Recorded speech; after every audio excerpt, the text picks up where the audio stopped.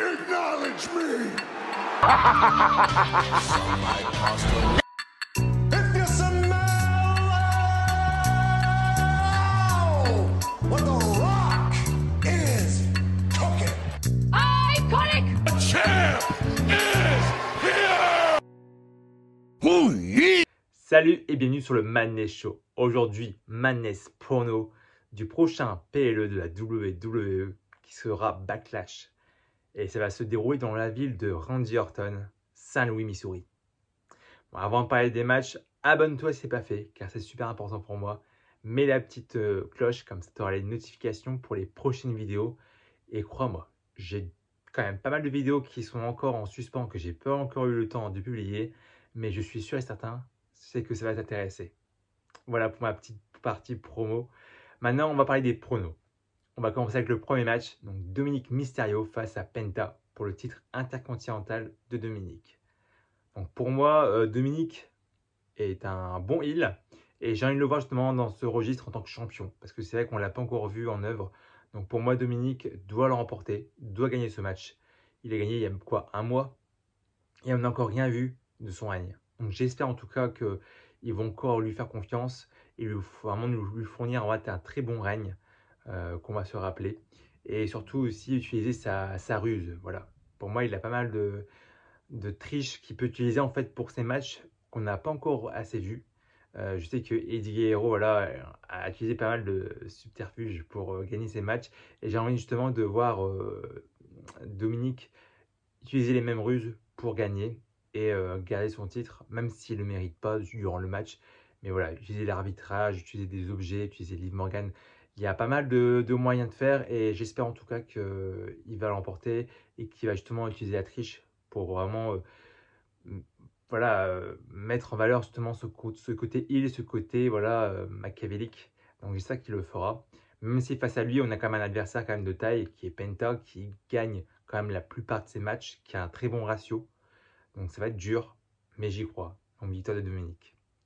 Ensuite, on aura un match à 4 entre Jacob Fatu, Ellen Knight, Drew McIntyre et Damien Priest, il me semble, voilà, pour le titre. Pour le titre de Jacob Fatu. Donc pour moi, c'est un match qui m'intéresse pas du tout, pour dire vrai. J'ai aucune hype pour ce match. Mais j'espère en tout cas que Jacob Fatu va gagner et garder cette victoire, car pour moi, pareil, les mêmes arguments que Dominique. C'est vrai que Backlash arrive quand même peu de temps après WrestleMania. Et nos champions mineurs, en tout cas, sont là depuis très peu de temps. Donc j'espère qu'ils vont vraiment garder les titres pour quand même qu'on voit un peu plus de leur talent en tant que champion. Je pense que ce match peut être intéressant, mais vraiment les compétiteurs ne m'intéressent pas du tout malheureusement, à part Jacob Fatu. Donc voilà, donc, pour moi une victoire de Jacob Fatu serait vraiment bien. Tant que c'est pas Ignite. Ensuite on aura le match entre Lyra Valkyria contre Becky Lynch.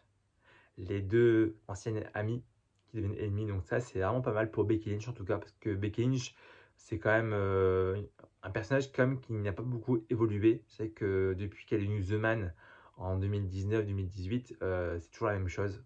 Elle se renouvelle pas du tout. Et j'espère en tout cas que là, en tant que heel, en tout cas, ça va lui faire du bien. Qu'elle va vraiment un peu partir sur une autre direction. Et pour moi, une victoire de Becky Lynch serait vraiment intéressante. Elle vient juste de tourner heel, donc si tu la fais perdre là maintenant, ça a été assez compliqué. Donc pour moi, Becky Lynch va gagner le match. Et ensuite, là, le main event, donc on est déjà au dernier match. On aura Randy Orton qui sera chez lui face à John Cena. C'est vraiment, pour moi qui a commencé le catch en 2009, j'ai commencé justement en plein dans la rivalité. En fait, j'avais commencé dans la rivalité de John Cena et de Randy Orton juste avant leur match à SummerSlam. Donc voilà, il y a eu SummerSlam, il y a eu le NSL juste derrière, il y a eu le Breaking Point, il y a eu le Breaking Right aussi. Enfin, en vrai, il y a eu énormément de matchs entre les deux en 2009. Ensuite, ça s'est prolongé en 2013 avec la réunification des titres. Enfin voilà, donc en vrai, revoir ces deux-là face à face, ça va être tellement kiffant. Voilà, juste ça, ça va être tellement kiffant.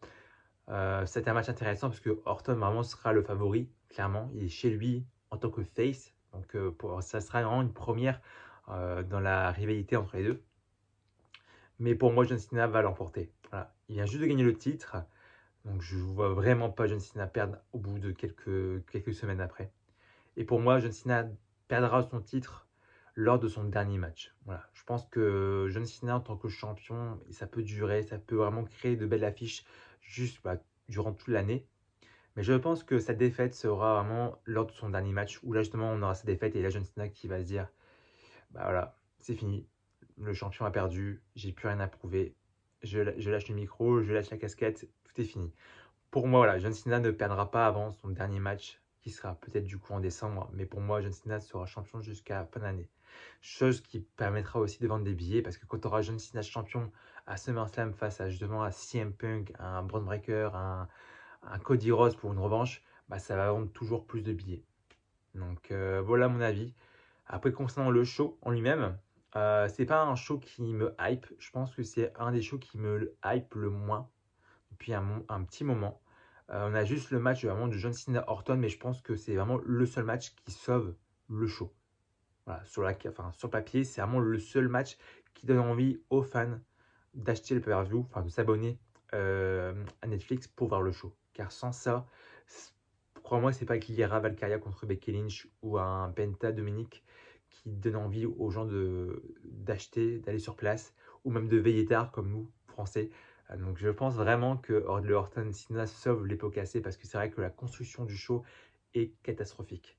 J'espère que même pour Money in the Bank, qui va vraiment nous offrir une très belle carte pour ce show. Dis-moi ce que tu as pensé du show, enfin de la carte du show, et dis-moi en commentaire tes pronostics. Et on se retrouve pour la suite. Allez, salut!